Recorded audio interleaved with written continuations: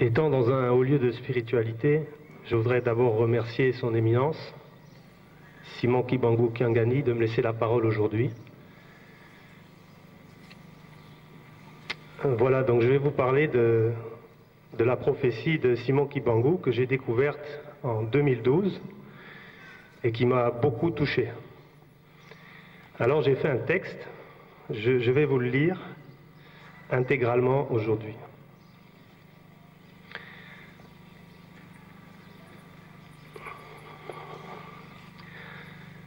Au nom du Père, du Fils et du Saint-Esprit.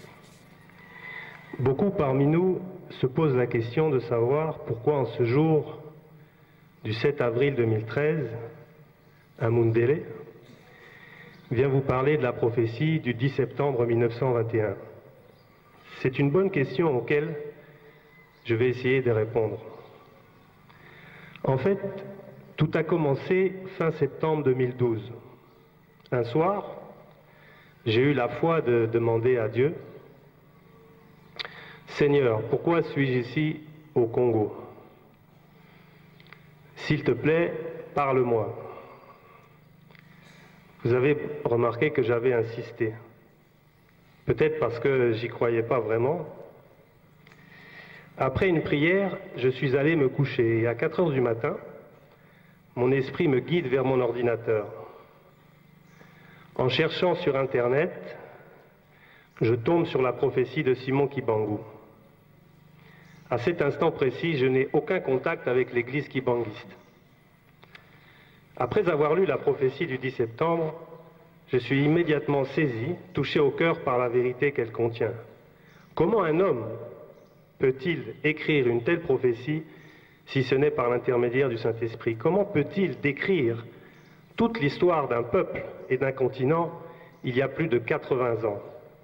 Comment peut-il prédire les désordres intérieurs et politiques qu'un peuple va subir dans le siècle à venir? Qui pouvait prédire la Seconde Guerre mondiale en 1921? Personne. Oui, sauf Simon Kibangu. Il n'a pas seulement parlé pour le peuple Congo, mais pour toute l'Afrique. J'ai été tellement touché ce matin que j'ai appelé un journaliste pour lui demander s'il croyait en Dieu. Je lui ai posé la question 2 fois. Il m'a dit oui. Alors, je lui ai envoyé la prophétie de Simon Kibangu. Sa réaction fut directe et spontanée, à tel point qu'il a publié intégralement la prophétie dans son journal. Le lendemain, nombre d'intellectuels, de professeurs, de notables l'ont appelé, tous saisis par cette grande vérité qui ressort de la terre et qui parlait à leur cœur aujourd'hui. 2 jours après, j'ai appelé un de nos grands leaders politiques du moment.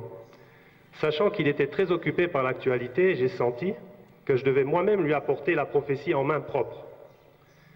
Ce qui fut fait, et au moment de lui remettre, je lui ai précisé ceci.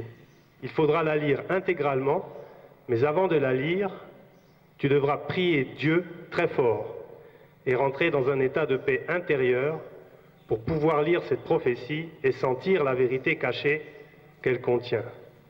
Bien qu'il ne soit pas kibanguiste, à la lumière de la prophétie, il a réécrit tout son discours la nuit même, sans oublier bien sûr de rendre hommage à Simon Kibangu. Force est de constater que la profondeur de cette prophétie est telle qu'elle touche tout le monde, étudiants, étudiantes, intellectuels, politiciens, travailleurs, mamans, je dis bien tout le monde. Tous ceux qui lisent cette prophétie se font transporter par elle et la vérité divine qu'elle porte. Mais de quoi vous parle-t-elle cette prophétie? Si je devais la résumer en quelques mots, c'est le passé, le présent, le futur du peuple Congo. Ce n'est pas seulement l'histoire d'un peuple, c'est aussi et surtout un message adressé au cœur de chaque Africain. C'est à la fois un message personnel pour celui qui cherche, mais aussi un message aux élites africaines, ainsi qu'à la communauté internationale. Cette prophétie contient aussi la clé d'un nouveau mode d'association et de gestion d'un peuple de Dieu, où le politique, le spirituel et le scientifique ne font qu'un. En effet, il est illusoire de tout miser sur un bien-être scientifique si le matériel, si le spirituel n'a plus aucun espace. ou encore de mettre en place une politique qui au final finit par bafouer les lois de base telles que voulues par Dieu lui-même. Lorsque le prophète Simon Kibangu dit « La génération du Congo perdra tout, elle sera embrouillée par des enseignements et des principes moraux pervers venus du monde occidental », le message est clair. Ne vous laissez pas aveugler par le mirage venu d'ailleurs au risque de payer le prix fort. Aujourd'hui, dans le monde occidental civilisé, savez-vous que des hommes et des femmes meurent parce qu'ils mangent trop? Savez-vous que dans les pays industrialisés, dans les pays dits développés, il y a de plus en plus de jeunes et d'adultes qui préfèrent se donner la mort? Savez-vous que des élevages par millions ont été brûlés dû à l'apparition d'une nouvelle maladie bovine? Ce sont des signes qui ne trompent pas.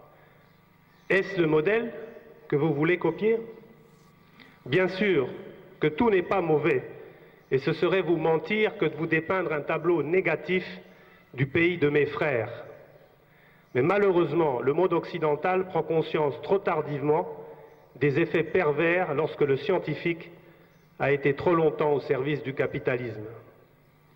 Une chose est certaine, tout n'est pas copié à la lettre. Ceci doit faire appel au discernement, à l'observation attentive et juste d'une civilisation. Le peuple Congo a l'occasion unique de pouvoir créer un modèle, une nouvelle cité où le divin n'est pas séparable du scientifique ni du politique. Misez tout sur l'un, le politique. Dans tous les cas, vous tomberez en enfer, un enfer bien réel, ici et maintenant, sur notre terre.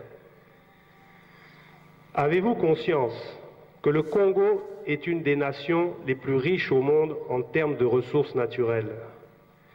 Savez-vous que nous avons sous nos pieds or, diamant, pétrole, cuivre, cobalt, autres métaux rares dans des quantités inestimables? Une richesse qui dépasse celle de l'Europe et des États-Unis réunis. Congolais, Congolaises, si vous en avez conscience, qu'en avez-vous fait? Qu'en faites-vous aujourd'hui? Dieu vous demande de creuser, au lieu de le faire en vous querellant, vous donnez la pioche à des voisins qui ensuite s'en servent d'armes contre vous. Savez-vous pourquoi vous donnez cette pioche aveuglément? Parce que vous n'êtes pas dans le Kintwadi, l'union, l'unité autour de valeurs communes qui forment la communauté. Le Kintwadi n'est pas l'affaire d'une tribu, mais l'affaire de toutes. Le Kintwadi n'est pas l'affaire des hommes uniquement, mais des hommes et des femmes ensemble. L'ego démesuré de certains leaders nationaux et provinciaux actuels, ainsi que leur soif d'argent et de pouvoir, leur interdit l'accès à cette unité. L'explication est simple. Ces leaders-là sont prisonniers de leur nature inférieure. Mais soyez patients. Cette unité fait son chemin. Elle travaille petit à petit. Elle grandit dans le cœur des hommes et des femmes sincères jusqu'au jour où le peuple Congo ne fera qu'un derrière le leader de son choix. Kassaïens, Katangais, Kinois, Kivussiens, Orientaux, Équatoriens, Maniema, Bas-Congolais, Bandundusiens, n'oubliez jamais ceci. Seuls, vous n'êtes rien. Unis, vous êtes le géant de l'Afrique. Oui, un géant. Le plus grand éléphant d'Afrique. Simplement cet éléphant dort et se remet de ses mots. Certains de vos leaders vont vous tromper en vous parlant de séparatisme. Ces leaders-là n'ont rien compris. Ils préfèrent vous inciter à couper un bout de l'éléphant, quitte à vous transformer en souris. Ceci sur le conseil d'autres nations ou même le conseil de leur propre poche. Voulez-vous être souris pour un jour vous faire écraser par une chèvre? Si le prophète vous parle de royaume Congo, c'est bien qu'il existe, et un royaume implique un principe fort. Tous pour un pour tous, et tout le monde avec Dieu. Le vrai leader ne sera pas celui d'une ou deux provinces, mais celui reconnu par tous sans aucun doute. Ce leader-là ne privilégiera pas ses frères et ses sœurs, la tribu, le clan, mais ceux qui mériteront et que Dieu choisira. Ce leader portera en lui les valeurs du développement, l'amour, la justice et le travail. Ce leader portera la vérité et la justice dans le son de sa voix. En l'écoutant, vous saurez que c'est lui.